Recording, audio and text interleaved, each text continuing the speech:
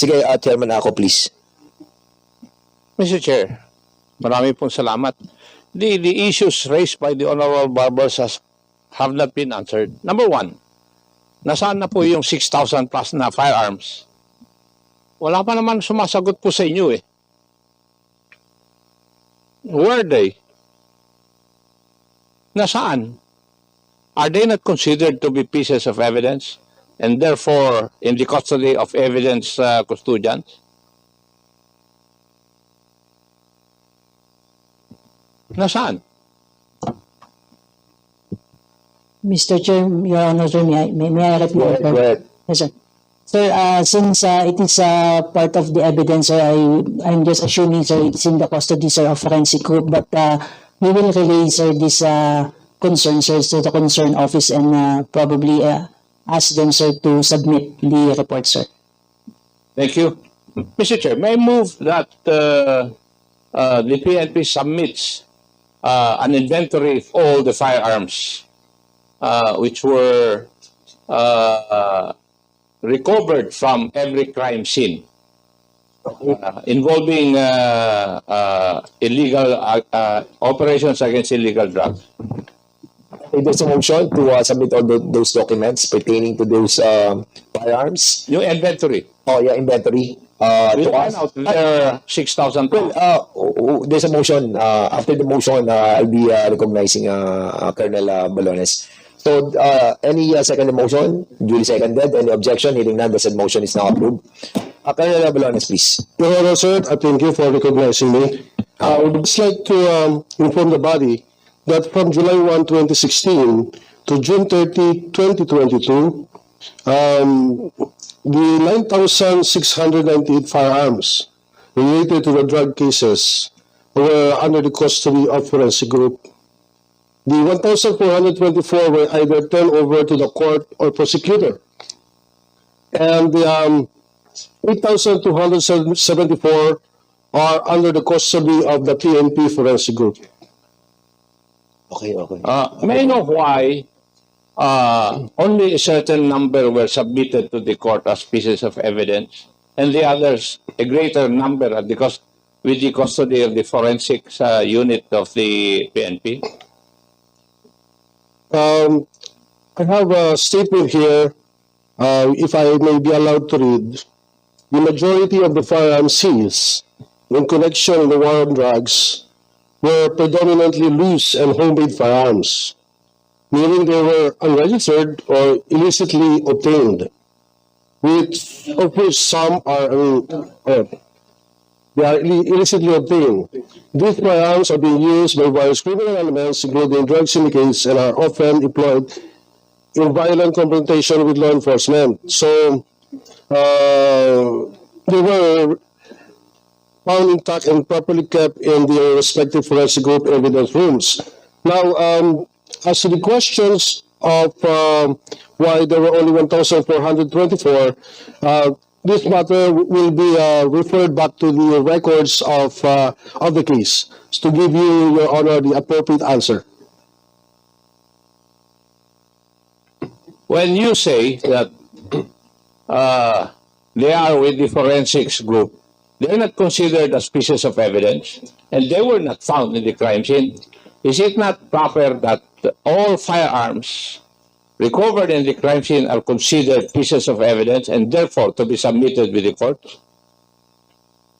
Yes, Your Honor. And why are they still in the possession of the forensics unit of the PNP? Well, our record states that 1,424 were The turned over. question, Colonel, is why. We will Please answer the question why. It starts with the word because.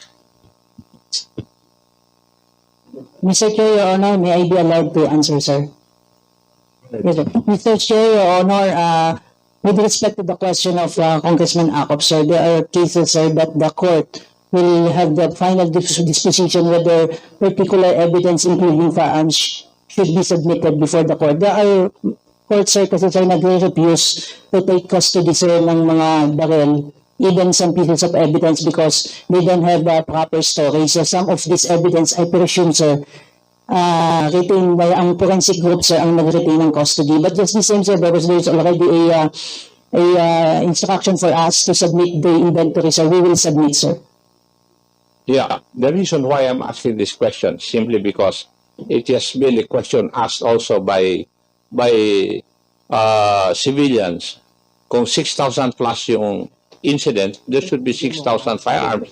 Kasi ang rason po ninyo ng laban eh. Di po ba? That is precisely the question ng laban. Kasi according to our reports, there were orders then for the PNP to procure firearms from Cebu, yung gawaan ng Paltic doon sa Danao para magamit. Para hindi isang firearm yung pinaglilipat-lipat. Okay? Now, on the issue of quota, sabi po ninyo, wala pong quota. Would that be correct?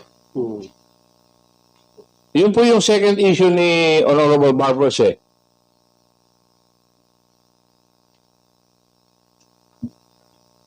Mr. Chair, Your Honor, sir, I will be speaking. Teka, iya. Yes, Ikaw sir. ba yung nag-take your oath? Briefing lang? Okay.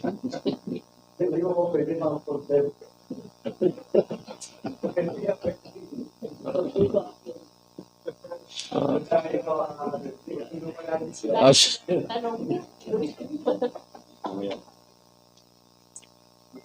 well, Bro, before you proceed, no, the chair would like to acknowledge the presence of Chairman Abante and Congressman Luis. So go ahead, Chairman Akop. yes, please answer my question, madam. Mr. Chair, Your Honor, sir, I will be speaking in my capacity as during the time of the Duterte administration, the drug war, sir, I was the chief of police. I could say, in all honesty, sir, there was no quota given to us. Let's say, in a week, dapat meron kang arrest na 5 o may killed ka na. There was no written whatsoever, even verbal instruction to us to come up with a number of arrests in a week's time. However, probably, sir, some of the station who were really at the height of their career, sir, would like to impress their superiors and deliver some accomplishment. Probably, sir, the pressure is really there during that time to deliver accomplishment. But in all honesty, sir, yung quota, sir, there was no specific policy given to us, either written or verbal, sir. At least, sa personal kong experience, sir, as during my time as COP and even my time during provincial director, sir. Thank you. So you only speak for yourself when you were a chief of police. Now, may I know, doon sa implementation ng Oplan double barrel, the first aspect is Oplan Tokhang. Hindi ba kasama doon sa pagre-report ninyo, sa accomplishment report, yung mga nagiging chief of police or station commanders before, ay kailangan may matokhang kayo na number of houses? That is correct, sir. When we speak, sir, of the number of tokhang conducted, sir, the chief of police were required to submit reports. How many houses, how many drug users were visited and undergone tokhang, sir. That I could confirm, sir. And totoo ba yung kwan na sa isang buwan ay dapat meron kayong 50 households na matokhang?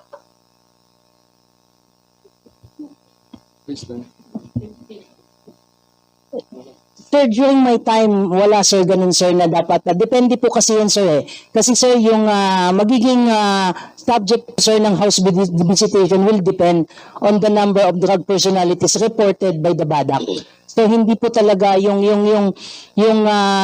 efforts na i-exert, sir, ng particular station probably might differ doon sa ibang mas maraming drug personalities. So, wala po talagang specific numbers given to us po, sir.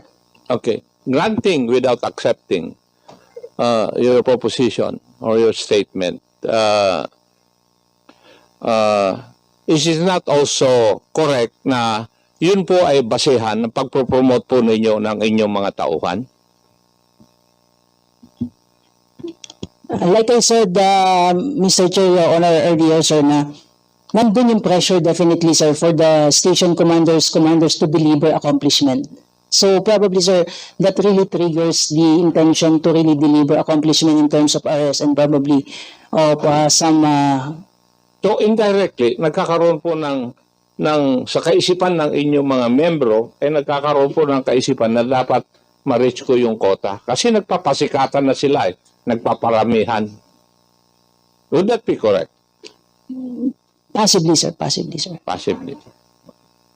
So, Honorable Barbers, that I think answers your two issues raised. Okay, thank you so much.